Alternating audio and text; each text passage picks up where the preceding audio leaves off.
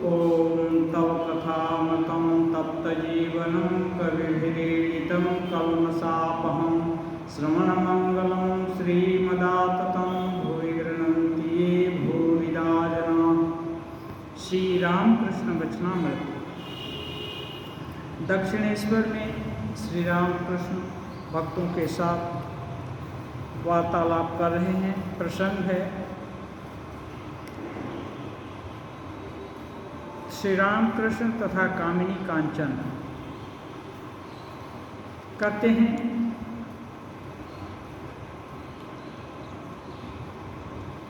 यहाँ सिंटी का महेंद्रपाल 5 रुपये दे गया था। यहाँ माने रामकृष्ण देव के लिए दिए गया था रामलाल के पास। उसके चले जाने के बाद रामलाल ने मुझसे कहा, रामलाल उस समय नहीं बताया, तो जब चला गया तब रामलाल उनसे पूछे गए, श्री रामकृष्ण देव को बताया। मैंने पूछा क्यों दिया? रामलाल ने कहा यहाँ के खर्च के लिए दिया है। तब याद आया दूध वाले को कुछ देना है, हो न हो इन्हीं रुपयों से कुछ दे दिया जाए। परंतु यह क्या आश्चर्य, मैं रात को सोया हुआ था, एकाएक उठ पड़ा। छाती के भीतर मानो कोई बिल्ली की तरह खरोंचने लगा। तब रामलाल के पास जाकर मैंने कहा, किसे दिया है? तेरी चाची को? रामलाल ने कहा, नहीं, आपके लिए। तब मैंने कहा, नहीं, रुपए जाकर वापस दिया, नहीं तो मुझे शांति न होगी। रामलाल सुबह उठकर जब रुपए वापस दे आया तब तबीयत ठीक हुई। ये काय मन वाक्य सभी से श्री रामकृष्ण देव का ये कुछ उल्टा सोचने का जो नहीं है। एक बार त्याग में प्रतिष्ठित हो गए कि अब ये रुपया ये सब लेना संभव नहीं है।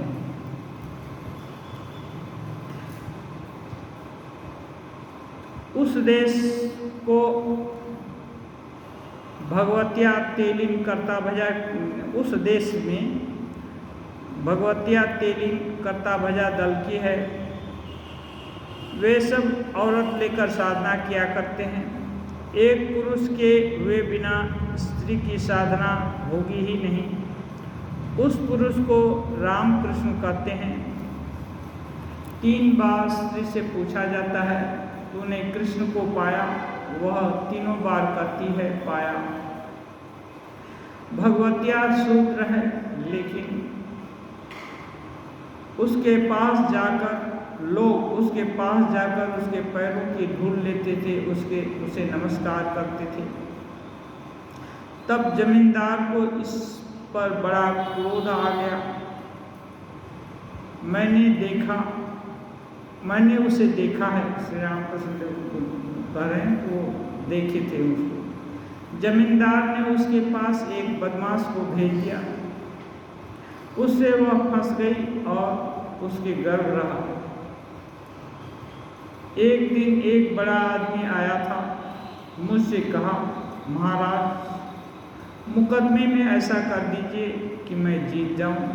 आपका नाम सुनकर आया हूं। मैंने कहा, भाई, मैं नहीं हूं, तुम्हारी भूल हुई है। वह अचलानंद है।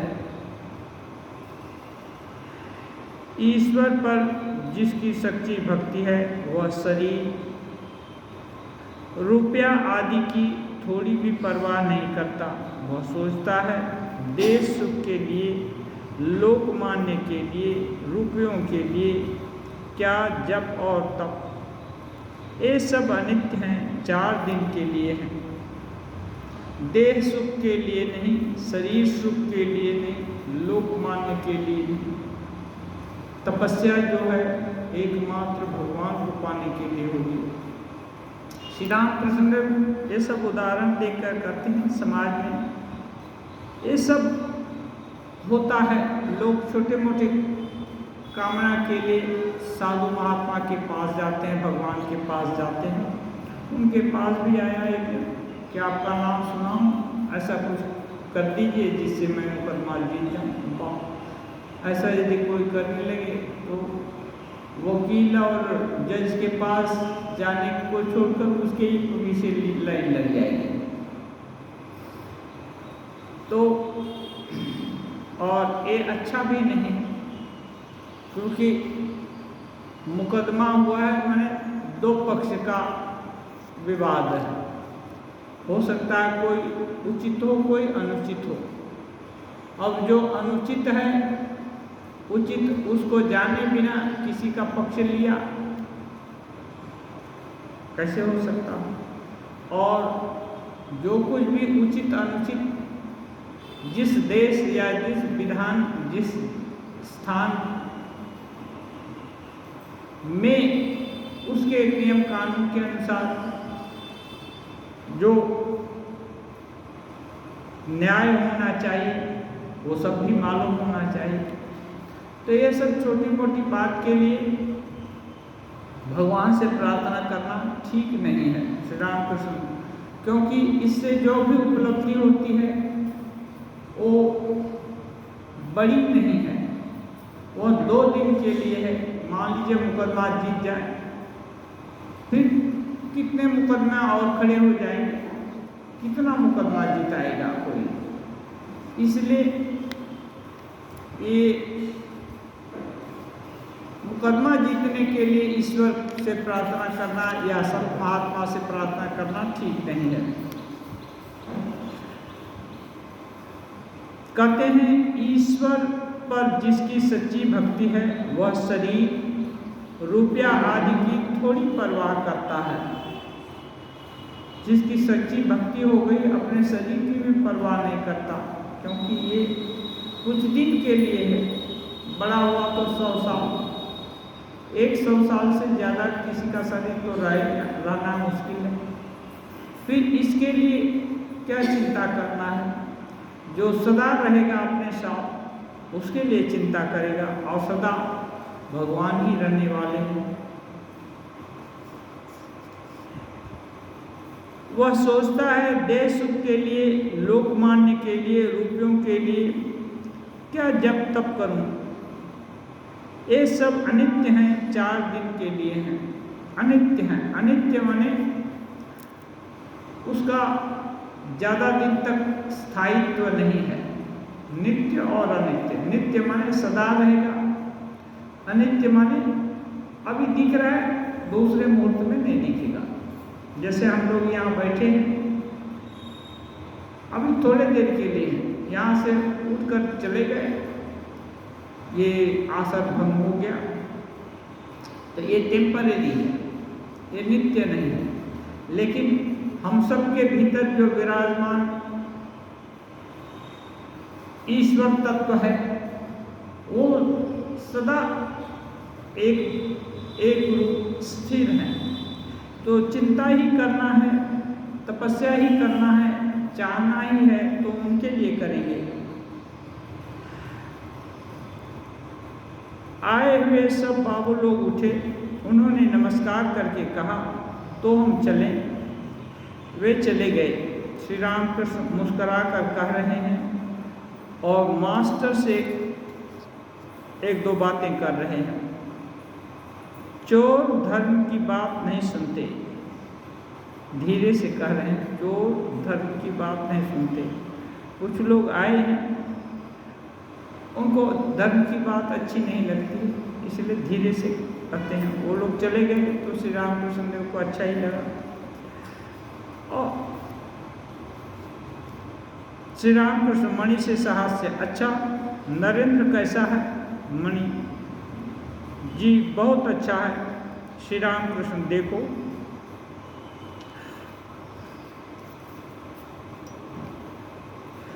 उसकी जैसी विद्या है वैसी बुद्धि भी, और गाना बजाना भी जानता है, इधर जितेंद्रिय भी है। कहता है विवाह न करूँगा, जितेंद्रिय है, ये गाना बजाना भी जानता है, विवेक वैराग्य भी है। ये गुण आध्यात्मिक प्रगति के लक्षण हैं, न कि कोई छोटी मोटी सिद्धि मिल जाए। मणि, आपने कहा है जो पाप पाप सोचता रहता है वह पापी हो जाता है।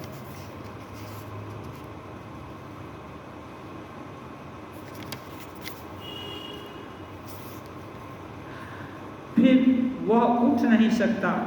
मैं ईश्वर की संतान हूँ, यह विश्वास यदि हुआ तो बहुत ही शीघ्रता से उन्नति होती है। श्री रामकृष्ण देव का एक ही लक्ष्य है, अच्छा बुरा बता करके, कि कैसे अनित्य को छोड़कर नित्य में रुचि आ जाए और उस तरफ साधक उठ पड़ करके लग जाए। तो इसके लिए कहते हैं पाप के विषय में नहीं सोचना है, भूल हो गई है हो गई, अब उसके विषय में नहीं सोचना है, और जो उसको छोड़कर ईश्वर की चिंता करता है कि मैं ईश्वर की संतान हूँ, भूल हो गई एक बार, मैं ईश्वर की संतान हूँ, मेरा बड़ा अकल्याण कैसे होगा, तो जल्दी से उन्नति होती है। श्री रामकृष्ण, हाँ विश्वास चाहिए। उदाहरण के लिए कहते हैं कृष्ण किशोर का के जैसा विश्वास। कृष्ण किशोर नैष्ठिक और ब्राह्मण वंश में जन्म लिए, सदाचारी ब्राह्मण, बहुत आस्था है, भजन भी करते हैं, लेकिन भगवान के नाम में विश्वास है। उस समय बहुत सारे रीति नीति थी। श्री रामकृष्ण देव कहता था मैं एक बार उनका नाम ले चुका, अब मुझ में पाप कहाँ रह गया। ये विश्वास, मैं शुद्ध और निर्मल हो गया हूँ। मैं एक बार भगवान का नाम लिया, अब मैं निर्मल हो चुका हूँ। हलधारी ने कहा था अजामिल फिर नारायण की तपस्या करने लगा था, तपस्या न करने पर क्या उनकी कृपा होती है? केवल एक बार नारायण कहने से क्या होगा? यह बात सुनकर कृष्ण किशोर इतना क्रोधित हो गया कि बगीचे में जब फूल तोड़ने आता था वो हलधारी की ओर देखता भी नहीं था। हलधारी का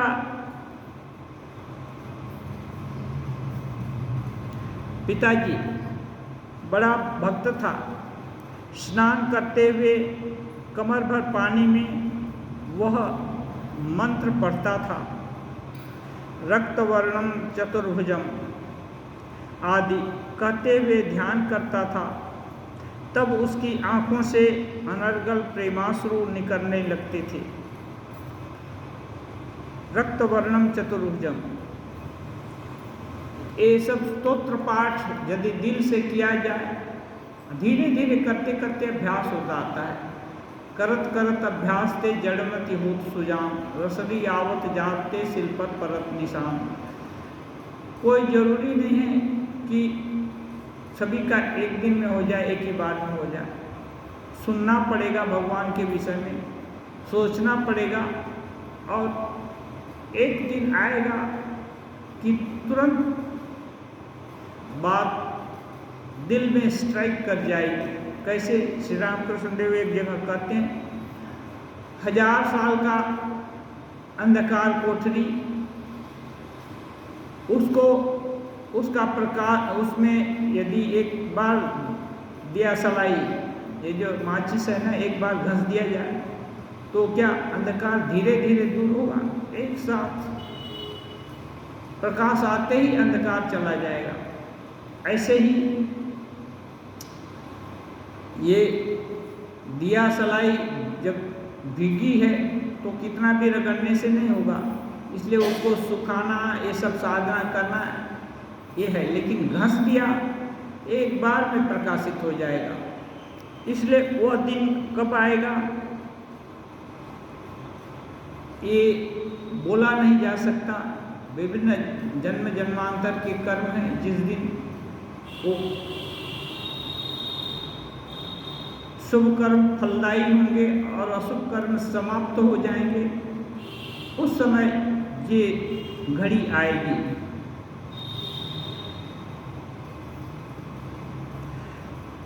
उस समय अनुकूल हवा मानो बहने लगती है, भगवान नाम से ही अश्रु आ जाएगा, या बोध होगा कि नहीं भगवान सत्य हैं।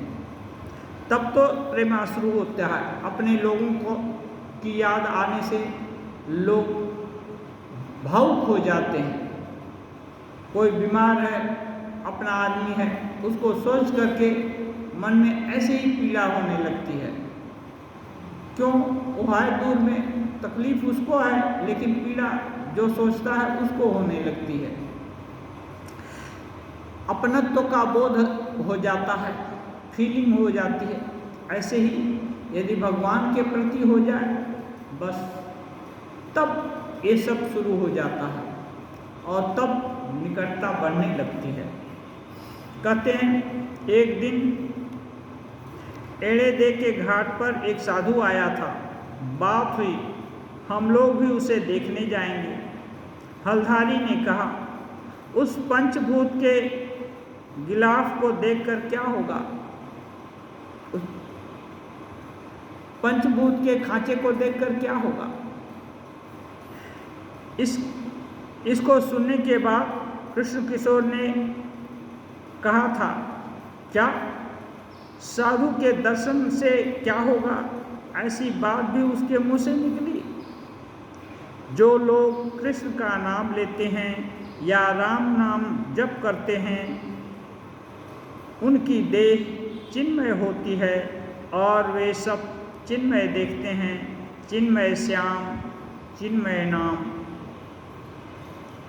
उसने कहा था एक बार कृष्ण या राम नाम लेने से 100 बार के संध्या करने का फल होता है। एक बार राम नाम या कृष्ण नाम लेने से 100 बार संध्या करने का फल होता है। ये सब विश्वास का बात है। जब विश्वास दृढ़ हो जाएगा, केवल कहने से नहीं होगा।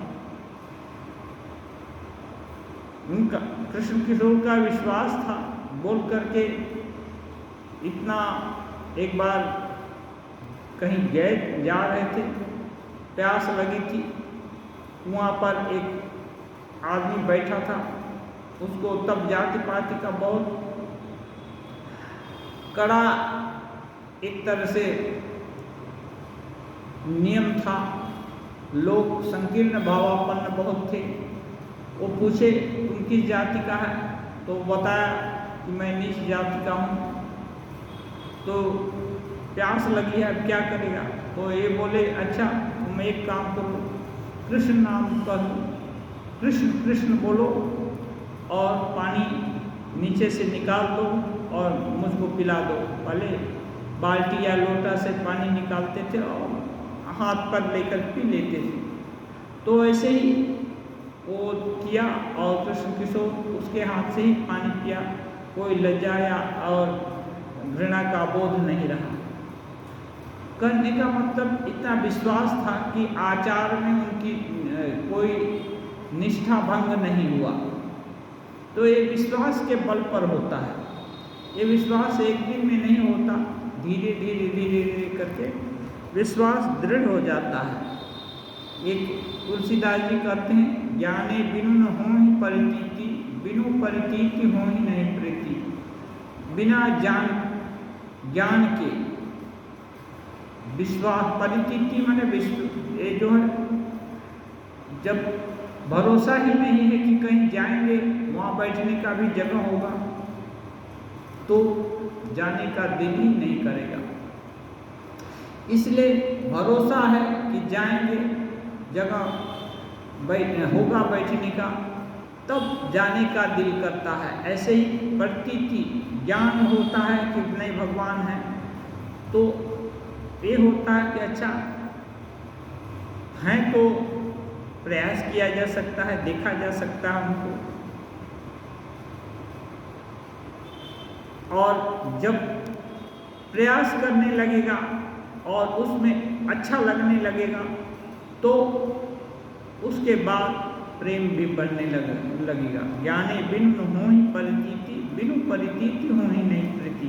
जब ज्ञान हो जाएगा तो विश्वास दृढ़ होगा, और विश्वास दृढ़ होगा तो धीरे धीरे प्रेम बढ़ने लगेगा।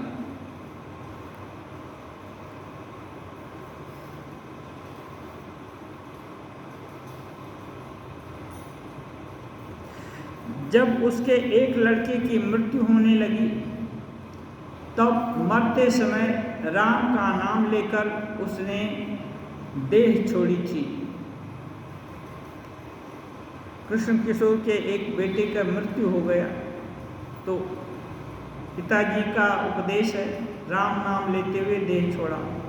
कृष्ण किशोर कहता था उसने राम का नाम लिया है, उसे अब क्या चिंता है।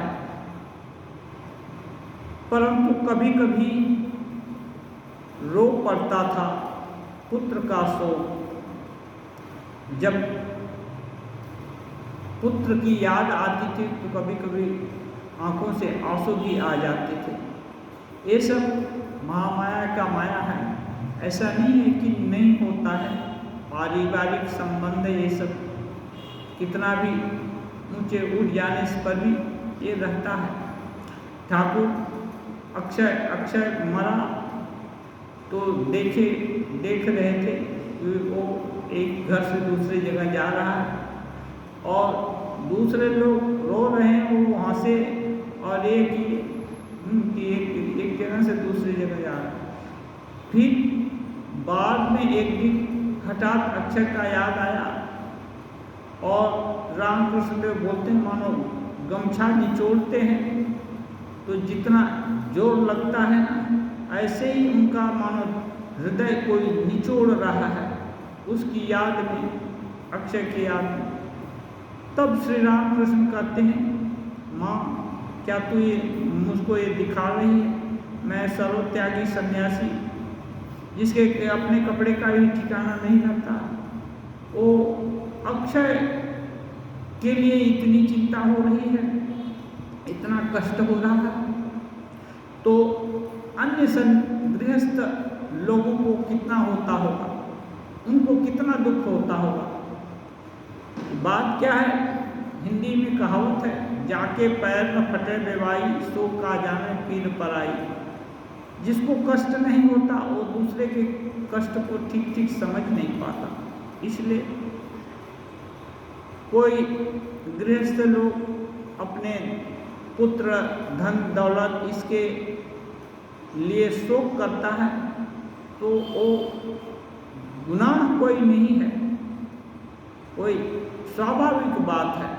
ऐसा नहीं है कि सब लोग उससे ऊपर उठ जाएगा तुरंत, उनके प्रति सहानुभूति होनी चाहिए। और इतना तुरंत उठ जाना बहुत बड़ी साधना के का फल होगा कि कभी दुख न हो उसके लिए। जब भी अपना कोई रिलेटिव गया उसको सोचकर भगवान का ही चिंता हो। ऐसा यदि किसी का हो रहा है तो समझना चाहिए कि उसके बहुत शुभ कर्म हो चुके हैं।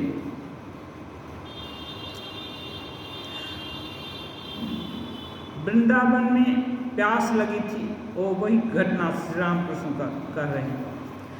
वृंदावन में प्यास लगी थी, मोची से उसने कहा तो शिव का नाम ले। उसने शिव का नाम लेकर पानी भर दिया। उस तरह का आचारी ब्राह्मण होकर भी उसने वह पानी पी लिया। कितना बड़ा विश्वास है। ये कृष्ण किशोर की बात कर रहे हैं। कि कृष्ण किशोर बहुत विश्वासी थे, शिव का नाम लो और पानी दे दो, कोई दिक्कत नहीं। विश्वास नहीं है और पूजा जप संध्या आदि कर्म करता है, इससे कुछ नहीं होगा। क्यों जी? विश्वास नहीं है, पूजा संध्या आदि अधिकांश लोग सुन करके देख करके भय के कारण कुछ कुछ करते हैं, लेकिन विश्वास नहीं है उसके ऊपर तो ज़्यादा फल नहीं होगा, कुछ नहीं होगा एकदम। इसका मतलब ऐसा नहीं है कि ठाकुर बोल रहे हैं एकदम कुछ नहीं होगा, हर कर्म का फल होता है, लेकिन कुछ होने, इनके बोलने का मतलब कुछ जो ये करते हैं, हम लोग कल्पना करते हैं कि ये करने से हमारा विशेष कुछ लाभ होगा, विशेष कुछ लाभ होने वाला नहीं है। निष्ठा के साथ, विश्वास के साथ यदि किया जाए तब अच्छा फल होता है। मास्टर कह रहे हैं, जी हाँ, विश्वास होने से ही होगा। श्री राम कृष्ण साहस्य, गंगा के घाट में नहाने के लिए लोग जाते हैं, मैंने देखा है, उस समय दुनिया भर की बातें करते हैं। किसी की विधवा बुआ कह रही है, बहू मेरे बिना रहे दुर्गा पूजा नहीं होती। ओ, बहू को बोल रही है, बहू मेरे बिना रहे दुर्गा पूजा नहीं होती, मैं न रहूं तो श्री मूर्ति भी सुडौल न हो। घर में शादी ब्याह कुछ हुआ तो सब काम मुझे ही करना पड़ता है, नहीं तो अधूरा रह जाता है। फूल संध्या का बंदोबस्त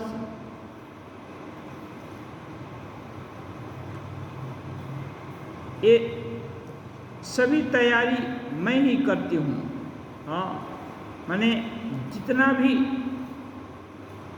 घर का काम काज है, विशेष उत्सव आदि है, सब वही करती है विधवा। इसलिए कह रहे हैं कि ये अभिमान पोषण करने से क्या लाभ।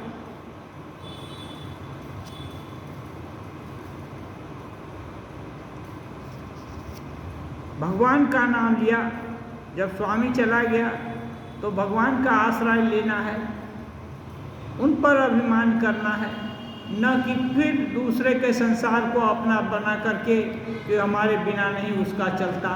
ऐसा कोई नहीं है जिसके बिना संसार का दूसरे का कुछ न चल जाए। इसलिए ऐसा अभिमान करके लोग संसार में और फंस जाता है। यही श्री रामकृष्ण देव बोल रहे हैं। मणि जी, इनका भी तो क्या दोष, क्या लेकर रहे। मणि, अब गरीब पक्ष जो साधारण मानव है उनके पक्ष से बोल रहे हैं। अबे इस विधवा का भी क्या दोष, क्या लेकर रहे। भगवान को तो की तरफ तो दिमाग जाता नहीं, तो अभी भाई लोगों के बहू और इसका उसका संसार में हाथ बटा करके दिन काट रही है। श्री रामकृष्ण साहस्य, छत पर ठाकुर जी के लिए घर बनाया है, नारायण की पूजा हो रही है, पूजा का नैवेद्य चंदन यह सब तैयार किया जा रहा है, परंतु ईश्वर की बात कहीं एक भी नहीं होती। छत पर मंदिर है, सब कुछ है, चंदन भी तैयार हो रहा, पूजा की तैयारी को नहीं, लेकिन ईश्वर की बात नहीं होती। जहाँ तहाँ की बात सब जुट जाने से ये करते हैं। इसीलिए यहाँ हम लोग के यहाँ क्या करते हैं, जो कोई भी काम होता है बेलू मठ में ब्रह्मचारी लोग सब्जी काटते हैं, ठाकुर का चावल बीतते हैं, उस समय एक जन पाठ करता है और बाकी लोग अपना काम करते हैं, उनका काम इंगेज रहेगा। दूसरा तीसरा चीज़ नहीं सोच सकते हैं। इसलिए घर संसार का यदि काम करना है तो कोई अच्छी बात, अच्छा प्रसंग यदि बजा दिया मोबाइल में और वो बजता रहा तो मन अच्छी चीज़ में इंगेज रहेगा। क्या पकाना चाहिए? आज बाजार में कोई अच्छी चीज़ नहीं मिली, कल अमुक व्यंजन अच्छा बना था।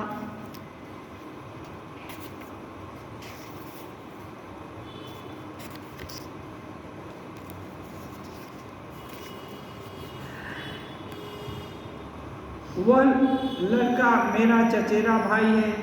क्यों रे, तेरी वह नौकरी है ना? अब मैं कैसी हूँ, मेरा हरी चल बसा, बस यही सब बातें होती हैं। श्री राम कृष्ण कहते हैं कि पूजा के समय आए, पूजा का काम कर रहे हैं, लेकिन बाकी बात सब संसार की ही हो रही है। यहाँ आए तो भगवान का बात होना चाहिए, हरि ईश्वर की बात होनी चाहिए, नहीं होकर के सब सांसारिक बात हो रही है। तो थोड़ा सा मन भगवान के काम में लगा, बाकी सब तो संसार में ही लगा है। तो इससे ज़्यादा फल क्या पाने की इच्छा कर सकते हैं? और इच्छा होने से भी फल मिलने वाला नहीं है, क्योंकि जैसा भाव वैसा लाभ। देखो भला, ठाकुर जी की पूजा के समय ये सब दुनिया भर की बातें ये कह रहे हैं, ठाकुर जी का पूजा होगा तो दुनिया भर का बात क्यों? मणि जी, अधिक संध्या ऐसे ही लोगों की है, अधिक संख्या ऐसे लोगों की ही है। आप जैसा कहते हैं, ईश्वर पर जिसका अनुराग है उसे अधिक दिनों तक पूजा संध्या थोड़े ही करनी पड़ती है। ये ज़्यादा लोगों की संख्या ऐसी ही है कि भगवान का जो कोई पूजा आदि का प्रसंग चलेगा वो सांसारिक बातें करेंगे, लेकिन यदि ईश्वर पर अनुराग हो जाए तो ऐसे लोगों को ज़्यादा संध्या आदि करना नहीं पड़ेगा। पूजा अनुष्ठान आदि ये सब अपने लिए उनको ये सब अनुष्ठान आदि का जरूरत नहीं रहेगा।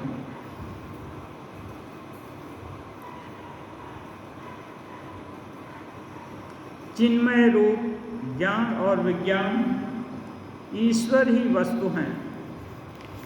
श्री राम कृष्ण एकांत में मणि के साथ बातचीत कर रहे हैं। मणि, अच्छा,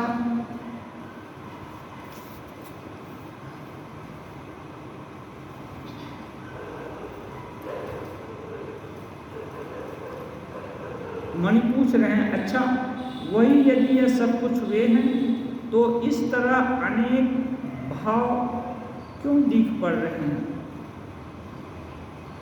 ईश्वर यदि ही सब कुछ हुए हैं, जीव जगत आदि, तो अनेक भाव क्यों दिख पड़ रहे हैं? श्री राम कृष्ण, विभु के रूप में वे सर्वभूतों में हैं। विभु माने बड़ा, सबसे बड़ा, हाँ, तो सर्वव्यापी, व्याप्ति के रूप में सब जीव में ईश्वर हैं। परंतु शक्ति की विशेषता है। शक्ति की विशेषता है माने सब जीव में एक ही प्रकार की शक्ति नहीं है, किसी में ज़्यादा है, किसी में कम है, कोई बुद्धिमानी में ज़्यादा है, कोई बल में ज़्यादा है, कोई कहीं ज़्यादा है। तो ये शक्ति का तारतम्य है। ऐसा नहीं है कि जो बलवान है वही बुद्धिमान होता है, कोई बलवान एकदम नहीं है लेकिन बुद्धिमान बहुत है। बलवान और बुद्धिमान हर सर्वगुण संपन्न कोई ही होता है। हनुमान जी को बोलते हैं इसलिए सकल गुण निधानम, सभी कुछ हैं, केवल एक ही है कि उनका रूप बानर का है, बाकी सब चीज वो एक्सेलेंट है। कितने बड़े बड़े काम करते हैं, लेकिन कोई श्रेय अपने लिए नहीं लेते हैं। तो कहते हैं विभू रूप में ईश्वर सर्वभूत में है, सबके अंदर है, वो तो ठीक है, लेकिन शक्ति में भेद है। कहीं तो उनकी विद्या शक्ति है और कहीं अविद्या शक्ति।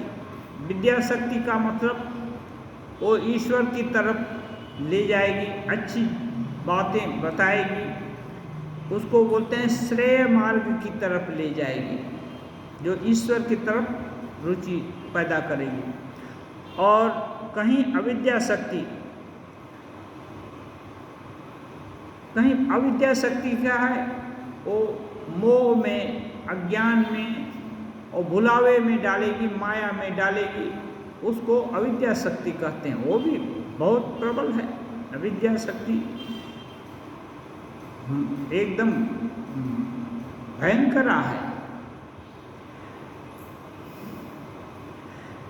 कहते हैं उनमें भी कहीं ज़्यादा शक्ति है और कहीं कम है।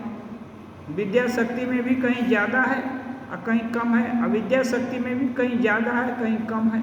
तो अविद्या शक्ति जहाँ ज़्यादा है, इसका मतलब वो ज़्यादा बंधन डाले करेंगे। अविद्या शक्ति यदि कम है तो बेटर है।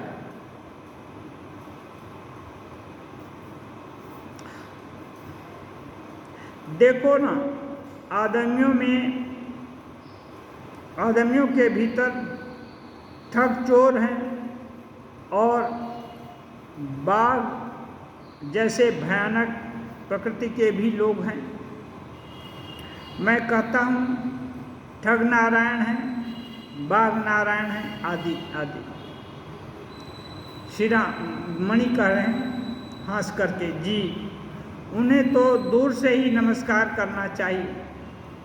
ठग नारायण है, बाघ नारायण है, तो दूर से प्रणाम कर लीजिए, माने उनसे दूरी बना कर रखना चाहिए, नहीं तो कष्ट देंगे। बाघ नारायण के पास जाकर अगर कोई उन्हें बाहें फैलाकर भेंटने लगे तो वे उसका कलेवा कर लेंगे, कलेवा बना देंगे, खा लेंगे। श्री राम कृष्ण। वे और उनकी शक्ति, ब्रह्म और शक्ति, इसके सिवाय और कुछ नहीं है। अब सारांश कह रहे हैं, वे और उनकी शक्ति, इस जो भी जीव जगत है वे हैं और उनकी शक्ति है। शक्ति का दो रूप बता दिए, एक अविद्या शक्ति, एक विद्या शक्ति। अविद्या शक्ति बांधती है, भुलाती है, मोह में डालती है, और विद्या शक्ति मुक्ति के रास्ते की तरफ ले जाती है, ज्ञान के रास्ते की तरफ ले जाती है, भगवत भाव का स्फुरण कराती है। तो करें वे और उनकी शक्ति, ईश्वर लेकिन निर्लिप्त हैं, वे हैं, उनकी शक्ति ही जितना ये सब कांड होता है। साधन भजन, जप ध्यान, पूजा पाठ, सत्कर्म कुकर्म, ये सब शक्ति के अंदर है, वे निर्लिप्त हैं। कहते हैं इसके सिवा और कुछ नहीं है। ब्रह्म और शक्ति, इनके सिवा और कुछ नहीं है। नारद ने रामचंद्र जी से स्तव करते हुए कहा, हे राम, तुम ही शिव हो, सीता भगवती हैं, तुम ब्रह्मा हो, सीता ब्रह्माणी है, तुम इंद्र हो, सीता इंद्राणी है, तुम नारायण हो, सीता नारायणी है, लक्ष्मी है, पुरुषवाचक जो कुछ है सब तुम ही हो, स्त्रीवाचक जो कुछ है सब सीता है। ये बड़ा सुनने का है। अभी राम को ही बोल रहे हैं तुम इंद्र भी हो, सीता इंद्राणी हो गई, जबकि हम लोग पुराण में बहुत सारे देवी देवता सब एक का वर्णन सुनते हैं। और जो कुछ भी है इस पुरुष वो राम है और स्त्री रूप सीता है। तो क्या सभी पुरुष राम हैं? ऐसे देखने से सभी पुरुष राम नहीं है, सभी स्त्री सीता भी नहीं है। लेकिन तत्व की दृष्टि से देखें तो जितने भी पुरुष हैं सभी राम के ही तत्व से हैं, और स्त्री जितनी हैं वो भगवती का अंश हैं। लेकिन ये पुरुष हो या स्त्री, ये सभी शक्ति के ही अंदर हैं। ये परम पुरुष नहीं है। परम पुरुष तो ब्रह्म है ना, निर्लिप्त है, अलिप्त है। वो पुरुष भी नहीं है, स्त्री भी नहीं है, सबके भीतर समान रूप से विराजमान है। लेकिन पुरुष और स्त्री का भेद करती हैं किस लिए? सृष्टि को आगे बढ़ाने के लिए कई तरह का रुचि है। रुचि भेद के लिए बहुत तरह की सृष्टि कर दिए हैं। लेकिन ये भेद को यदि सही ढंग से अपनाना है और इस भेद को पकड़ करके ही तो आगे बढ़ना पड़ेगा। हम जो हैं हमारे को अपने अस्तित्व को समझ करके ही तो अपने को उठाना होगा। तो इसलिए सोचा है कि राम जी का ही जो अपने इष्ट देवता का या अपनी इष्ट देवी का जो शुद्ध विशुद्ध रूप है वही अपनी आत्मा है। यदि ऐसी कल्पना की जाए, श्री रामकृष्ण देव भी कई जगह कहे जो जिसका इष्ट है वो उसकी आत्मा है। तब क्या है, उनकी तरफ उनकी सोच होगी, उनकी समझ बढ़ेगी और उनकी तरफ जाने का प्रयास होगा। और बार बार प्रयास करने से सफलता भी मिलती है। जिसका जो चिंतन करता है भाविले भावे हृदय हो, जो जिसकी चिंता करता है वो उसकी सत्ता पाता है। सत्ता माने उसका जो है ना, ये संपत्ति, केवल सत्ता नहीं संपत्ति भी पाता है। संपत्ति क्या है? ईश्वर की संपत्ति है ज्ञान वैराग्य विवेक सब। ये सब जो ईश्वर का चिंता करेगा वो सब पाएगा। षडैश्वर्य भी है, लेकिन अच्छे साधक षडैश्वर्य नहीं चाहते हैं, ज्ञान वैराग्य विवेक ये सब चाहते हैं। तो उनकी चिंता करने से ये सब मिलता है।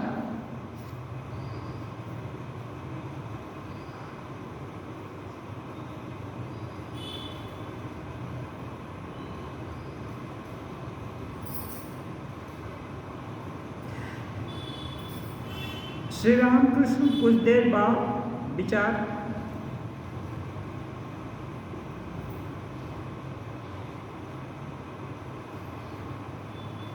श्री रामकृष्ण देव कुछ देर बाद विचार करने लगे। फिर धीमे स्वर में कहे, वह किस तरह है बताऊं?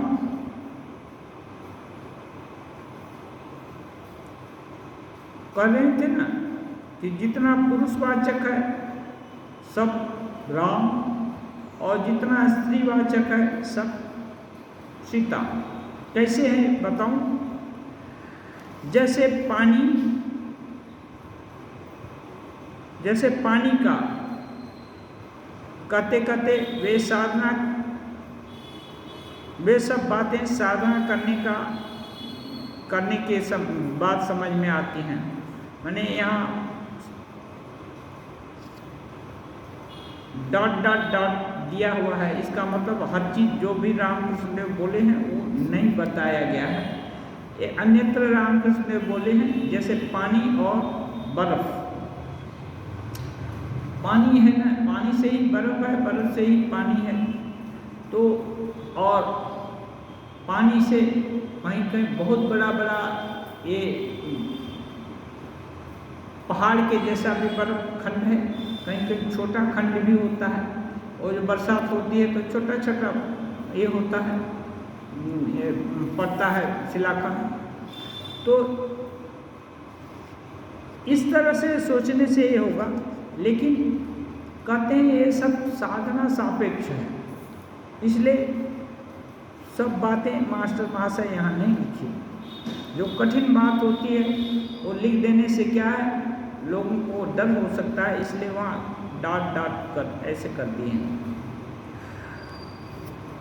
रूप पर विश्वास करना, जब ब्रह्म ज्ञान होता है अभेदता तब होती है। ब्रह्म और शक्ति अभेद हैं। कहते हैं रूप पर विश्वास करना, मैंने जिसको मास्टर महाशय तो बोलते थे निराकार अच्छा लगता है, इसलिए मास्टर महाशय को बोल रहे हैं रूप पर भी विश्वास करना है, रूप मिथ्या नहीं है। लेकिन जब ब्रह्म ज्ञान होता है तो अभेदता होती है, अभेद ज्ञान हो जाता है। ब्रह्म और शक्ति अभेद है। ब्रह्म माने जो निर्लिप्त है, और शक्ति माने जो इतना जीव जगत सब 24 तत्व वे हैं, ये सब अभेद अभिन्न मालूम होगा। कैसे? बर्फ के टुकड़े के रूप में नहीं, टुकड़े के आकार के रूप में नहीं, पानी के रूप में सब अभिन्न रहेगा। छोटा बर्फ का टुकड़ा है, बड़ा बर्फ का टुकड़ा है, एक पर्वताकार बर्फ का टुकड़ा है, उस ढंग से नहीं, सभी एक ही पानी से का अंश है। इस तरह से अभेद ज्ञान होगा। जैसे अग्नि और उसकी दायिका शक्ति। अग्नि जहाँ भी रहेगी उसको जलाने की शक्ति रहती है। वो अग्नि जहाँ है वहाँ कुछ डाल दिया जाए जलने वाला तो जरूर जलेगा, हाथ डाल दिया जाए तो हाथ को भी जल देगा। तो और जहाँ दायिका शक्ति है उसी का नाम अग्नि है। अग्नि को सोचने पर साथ ही उसकी दायिका शक्ति को भी सोचना पड़ता है, और दायिका शक्ति को सोचने पर अग्नि को भी सोचना पड़ता है, दोनों चीज। जैसे दूध और दूध की धवलता, जल और उसकी हिम शक्ति। दूध है, दूध बहुत उज्जवल ये होता है सफ़ेद, और उसका अभी दूध कैसा होता है अब उसको वर्णन करके नहीं बताया जा सकता। दूध कैसा होता है, दूध के जैसा होता है, धवल होता है। धवल माने सफ़ेद जैसा, निर्मल साफ होता है। तो दूध के साथ उसकी धवलता हर समय रहती है। यदि उसको पकाया वकाया नहीं गया है तब दूध वैसे ही होता है। और जल है तो जल कभी बर्फ बन सकता है, कभी भाप भी बन सकता है। ये शक्ति उसकी हर समय उसके साथ रहती है। ऐसा नहीं है कि जल है तो हर समय जल ही रहेगा, बर्फ नहीं होगा। परिस्थिति आने से बदलने से बर्फ हो जाएगा, और परिस्थिति बदलने से भाप भी हो जाएगा। परंतु ब्रह्म ज्ञान के बाद भी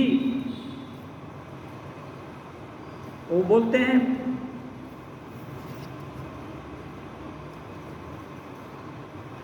ब्रह्म ज्ञान के बाद की भी एक अवस्था है। ज्ञान के बाद विज्ञान है। जिसे ज्ञान है उसे बोध हो गया है, उसमें अज्ञान भी है।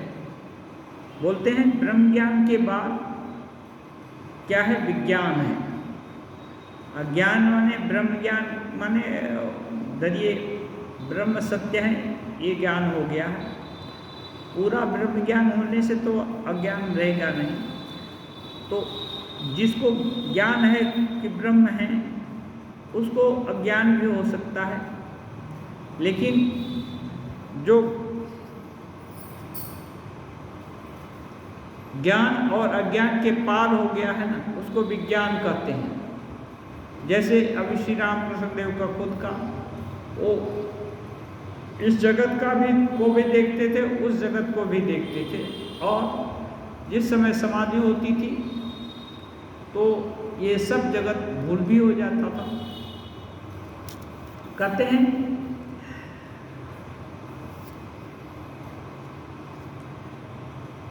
सतपुत्रों के शोक से वशिष्ठ जी को भी रोना पड़ा था। वशिष्ठ जी ब्रह्मज्ञानी थे, ब्रह्मज्ञान उनको हुआ था। उनको भी जब ये विश्वामित्र उनके 100 पुत्रों को मार दिए तो उनको भी कष्ट हुआ था, रोए थे। लक्ष्मण के पूछने से राम ने कहा था, उस समय राम कहते, भाई ज्ञान और अज्ञान के पार जाओ, जिसे ज्ञान है उसे अज्ञान भी है। जब वशिष्ठ जी रोए थे तो लक्ष्मण उनके छोटे भाई हैं राम जी के, पूछते हैं भैया ये क्या बात है, गुरु जी तो ब्रह्मज्ञानी हैं, फिर क्यों कष्ट पा रहे हैं? तो नहीं, जिनका ज्ञान है उसका अज्ञान भी है, इसलिए ज्ञान अज्ञान के पार जाओ, जिसे फिर अगर कांटा चुभ जाए तो एक दूसरा कांटा लेकर वह निकाल दिया जाता है, फिर उसके बाद दूसरा कांटा भी फेंक दिया जाता है। एक कांटा यदि गड़ गया पैर में तो दूसरा कांटा ले लिया और दूसरा कांटा से पहला कांटा निकाल दिया और फिर दोनों को फेंक दिया। इसका मतलब अज्ञान को ज्ञान से हटाया और फिर ज्ञान को भी छोड़ दिया। ज्ञान का मतलब हम जान रहे हैं कुछ, और उस जानकारी के भाव को भी छोड़ दिया, उससे भी ऊपर गए तो विज्ञान नहीं, कोई ज्ञान नहीं। हाँ, अस्तित्वोपलब्धव्य तत्व भावे न चौपयो। अस्थि की एक वहाँ मन भी नहीं है, वाणी भी नहीं, कुछ भी नहीं है, तो उसको निर्विकल्प समाधि कहते हैं। उस अवस्था में वशिष्ठ जी या कि कोई भी साधक कोई दोष नहीं है, जिससे उस अवस्था से नीचे रहने से तब दोष होता है। कांटा चुभे तो चुभता है, लेकिन निर्विकल्प अवस्था में है तो उसके शरीर को जला दिया जाए तब भी कोई कुछ नहीं होगा, उनको निर्लिप्त रहेंगे, शरीर जल जाएगा लेकिन उनको कुछ नहीं होगा।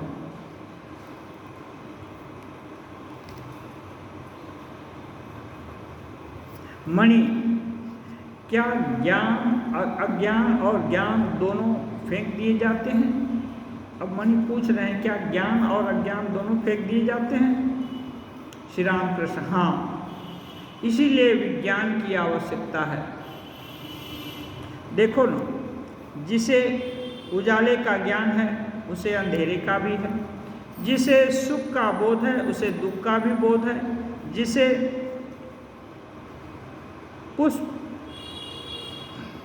पुण्य का विचार है उसे पाप का भी है, जिसे भले का स्मरण है उसे बुरे का भी है, जिसे सुचिता का अनुभव है उसे असुचिता का भी अनुभव है, जिसे अहं का ध्यान है उसे तुम का भी ध्यान है। दोनों तरह का ज्ञान है, मैंने पेयर्स ऑफ अपोजिट हर्ष एक जगह लगे हैं, इसलिए ज्ञान और अज्ञान के पार गए तब रक्षा हो गई। उसके पार जाने माने निर्विकल्प समाधि। निर्विकल्प समाधि में वहाँ मन वाणी का फंक्शन बंद हो जाएगा, फिर वहाँ कोई दुख नहीं होगा, वहाँ कोई शोक नहीं होगी। वो समाधि अवस्था में वो जो जीवात्मा है स्वरूप में लीन रहेगी, फिर उसमें कोई विकल्प नहीं रहेगा। तो अभी आज समय पूरा हुआ, विज्ञान अन्य दिन होगा। ओम निरंजनम नित्यमनंत रूपम भक्तानुकंपाधृत विग्रहं वै ईशावतारं परमेशमीड्यं तं रामकृष्णं शिरसा नमामि।